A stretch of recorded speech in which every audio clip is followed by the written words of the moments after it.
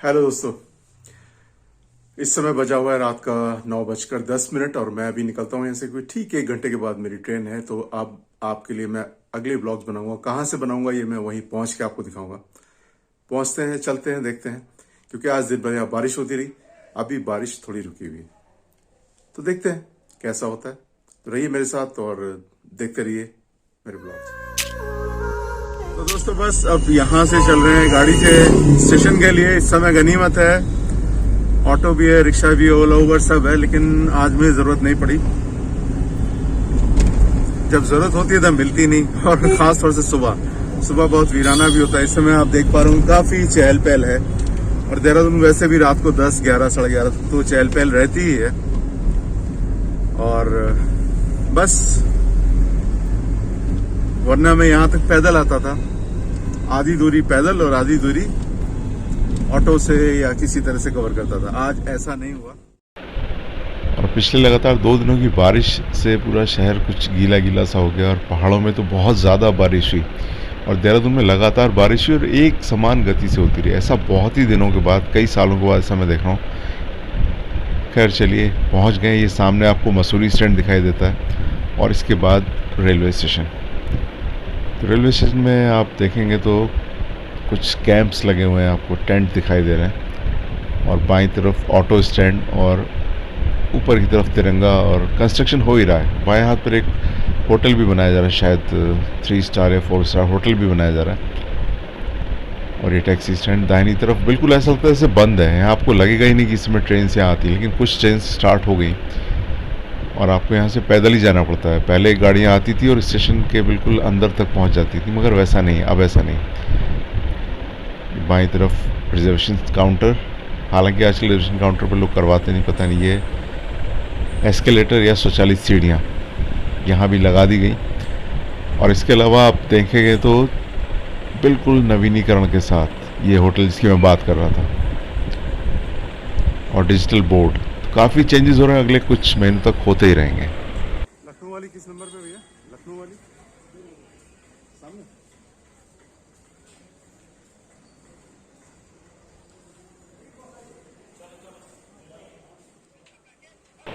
ये sleeper class का डब्बा यकीन नहीं हो रहा दोस्तों, बहुत ही बुरी हाल में, बहुत ही बुरी कंडीशन में। अब चार्जिंग पॉइंट एक भी नहीं दिया हुआ, ऐसा तो आज तक मैंने देखा ही नहीं डब्बा। चार्जिंग पॉइंट कोई नहीं, और साइड की विंडो में आप देखिए ये जो प्लेट होती है नीचे वाली, बिल्कुल खड़खड़ करती हुई। बहुत ही बुरा हाल। मतलब जो नए डब्बे आ रहे हैं सिटिंग वाले, साधारण डब्बे, उनसे भी गया गुजरा। ऐसा स्लीपर क्लास का डब्बा मैंने कोच आज तक नहीं देखा। पंखे पुराने, ऊपर कई जगह पैच की तरह लगाए गए हैं इसमें, सीट्स पुरानी। खैर गाड़ी ने प्लेटफॉर्म छोड़ दिया, अब धीरे धीरे यहाँ से चल रहा है। और हम हिंदुस्तानी लोग ये आते हैं, देखिए हमेशा चलती हुई ट्रेन में ही चढ़ना है। आप कितना भी बदल जाइए, हिंदुस्तानी नहीं बदलता। बहरहाल ये देहरादून का स्टेशन, धीरे धीरे हम छोड़ते हुए इसको। और पहले ये प्लेटफॉर्म छोटा हुआ करता था, स्टेशन भी छोटा हुआ करता था। कुछ प्लेटफॉर्म्स बढ़ाए गए और अब प्लेटफॉर्म्स की लंबाई भी बढ़ाई गई। तो जब संक्रमण काल शुरू हुआ उससे करीब 6 महीने पहले से ही बंद था, प्लेटफॉर्म्स की लंबाई बढ़ाई जा रही थी। पहले 18 डब्बे की ट्रेन आती थी, 24 डब्बे की आने लगी, लेकिन नई ट्रेन आ ही नहीं पाई। उसके पहले ही संक्रमण काल आ गया, तो ये सब बंद हो गया था। और अभी भी देखिए आपको रंग बिरंगे कुछ सीन्स दिखाई देते हैं, और पूरी तरह से अभी इसका कंस्ट्रक्शन शायद हुआ भी नहीं, कुछ ना कुछ चेंजेस चल रहे हैं। नवीनीकरण, सौंदर्यीकरण किया जा रहा है, और इसको बड़े भव्य तरीके से बनाया जाएगा। बाहर की तरफ कंस्ट्रक्शन चल रहे हैं, होटल बन रहा है, और बहुत सी गाड़ियां देहरादून आती ही नहीं, वो हरिद्वार तक ही आती हैं। तो कुछ गाड़ी तो परमानेंट हरिद्वार से ही चला दी गई हैं और वहीं से अब चलती रहेंगी। तो देहरादून वासियों को कुछ दिक्कतें तो होती है, लेकिन चलिए, शायद विकास इसी को कहते हैं।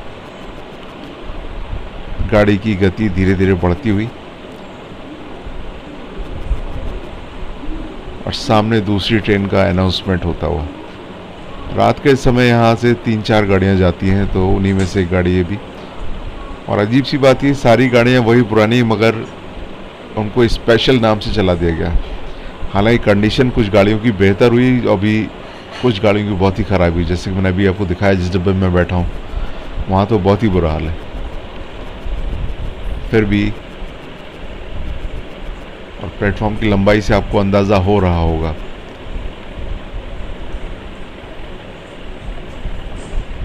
तो कंस्ट्रक्शन लगातार जारी, काम लगातार चल रहा है, स्टॉल्स की संख्या भी बढ़ गई। और अब तो चूँकि सीज़न नहीं है टूरिस्ट का, टूरिस्ट सीज़न में निश्चित रूप से फुल हो जाएगा। और ज़्यादातर गाड़ियाँ हरिद्वार से चलने लगी, तो हरिद्वार से काफ़ी पैसेंजर्स चढ़ते हैं।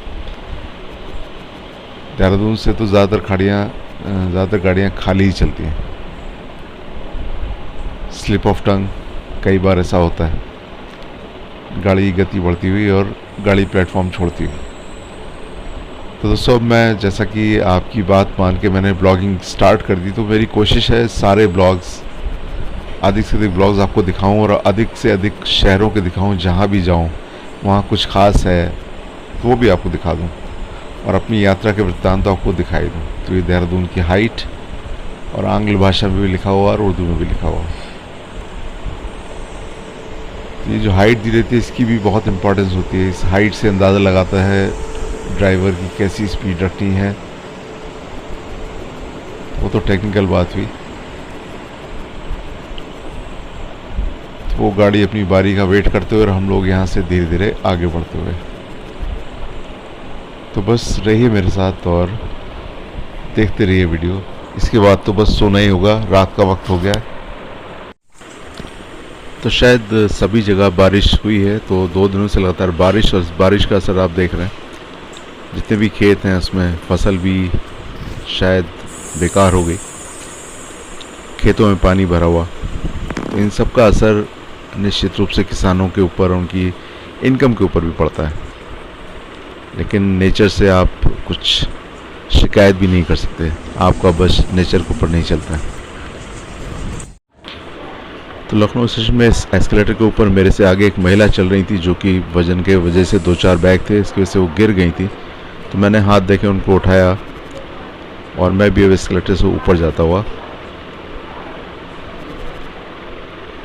और यहाँ पर ये जो ट्रेन आप सामने देख रहे हैं, ये स्पेशल ट्रेन है, गोरखपुर से मुंबई सीएसटी तक जाती है। और पूरी की पूरी ट्रेन इस सेकंड क्लास है, मतलब सिटिंग की। तो करीब 30 घंटे का रास्ता आदमी बैठे बैठे तय कर लेगा, लेकिन बिल्कुल सेकंड क्लास और सिटिंग की ट्रेन है, तो जा सकता है, कम किराए में आदमी वहाँ तक पहुँच सकता है।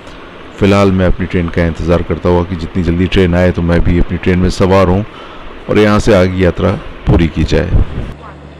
But I have to be me, and everyone can see your anger is misplaced, and I'm gonna tell ya, don't hate me 'cause I get attention, don't turn me into what. तो मेरी भी train आ गई और मैं train में सवार भी हो गया और ट्रेन ने प्लेटफॉर्म छोड़ भी दिया। ट्रेन में काफ़ी रश भी है और वो ट्रेन ग्वालियर तक जानी है, बरौनी से आती है, ग्वालियर तक जाती है। और कमाल की बात ये कि गाड़ी ये भी लेट थी, करीब 4.5 घंटे। इस वजह से मैं ये ट्रेन भी पकड़ पाया, वरना मेरा ये बेकार हो जाती। मुझे कुछ बस पकड़नी पड़ती या कोई अन्य ट्रेन में कोशिश करनी पड़ती, लेकिन ऐसा नहीं हुआ। मेरी देहरादून से लखनऊ वाली ट्रेन भी डिले हो गई और करीब करीब उतनी ही ट्रेन ये भी डिले हो गई।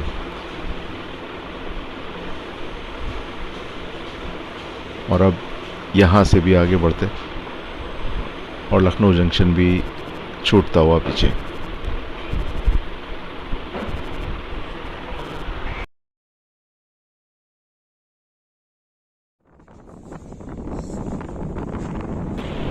दोस्तों, ये बहुत ही पुराना पुल है। इसकी खूबी है कि इसके नीचे का पोर्शन है, वहाँ पर रोड है और ऊपर की तरफ ट्रेन जाती है। इससे बहुत ही लंबा पुल कानपुर से पहले पड़ता है। जब आप लखनऊ से जाते हैं तो शुक्लागंज होते हुए कानपुर।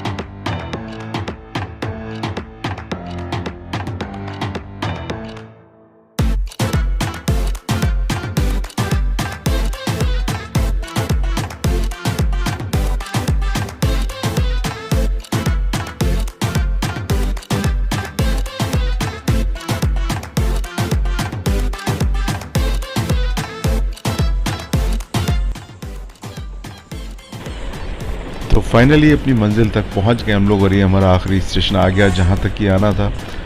और आज गाड़ी लेट हुई और इस समय पूरी गाड़ियां नहीं चल रही, लेकिन फिर भी आज किस वजह से लेट हो गई नहीं कह सकते।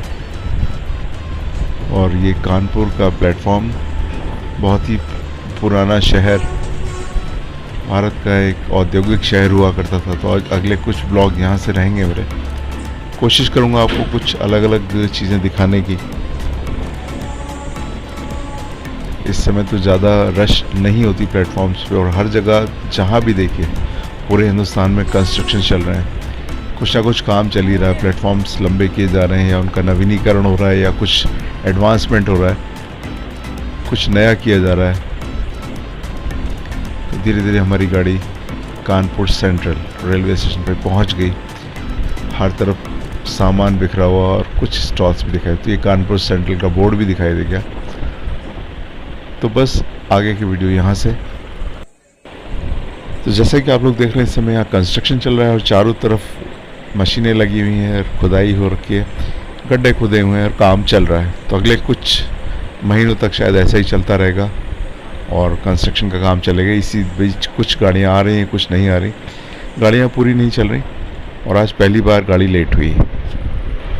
तो दोस्तों अगर आप पहली बार इस चैनल को देख रहे हैं प्लीज़ सब्सक्राइब कर लीजिए, उसके बेल आइकन दबाइए ताकि आपको मेरा हर नई जानकारी पहले मिले। और वीडियो अच्छा लगा तो उसको लाइक भी कर दीजिए और शेयर भी कर दीजिए। कमेंट करके मुझे बताइए कैसे लगे आपको मेरे वीडियोस।